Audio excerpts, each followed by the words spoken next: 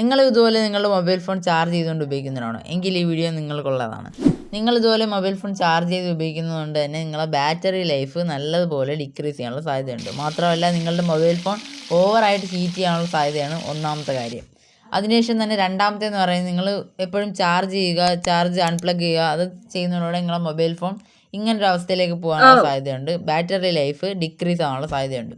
പരമാവധി നിങ്ങളുടെ മൊബൈൽ ഫോണിൻ്റെ ഒറിജിനൽ ചാർജേഴ്സ് തന്നെ യൂസ് ചെയ്യുക. മാത്രമല്ല നിങ്ങളുടെ ഫോൺ ഹീറ്റ് ആവുകയാണെങ്കിൽ നിങ്ങൾക്ക് മൊബൈൽ കൂളിംഗ് പാഡ്സ് യൂസ് ചെയ്യുന്നതാണ്. ഇതുപോലെ തന്നെ വേറെ പല ടൈപ്പിലും ഉണ്ടാകും കേസ്. നിങ്ങൾ പരമാവധി ഇത് യൂസ് ചെയ്യാൻ ശ്രമിക്കുക.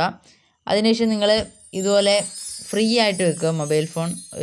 ഒരു മണിക്കൂറെങ്കിലും നിങ്ങൾ ഫ്രീ ആയിട്ട് വെക്കുന്നതുകൊണ്ട് നിങ്ങളെ മനസ്സും ഒന്ന് മാറും, നിങ്ങളെ മൊബൈൽ ഫോൺ ഒന്ന് കൂളാവുകയും ചെയ്യും.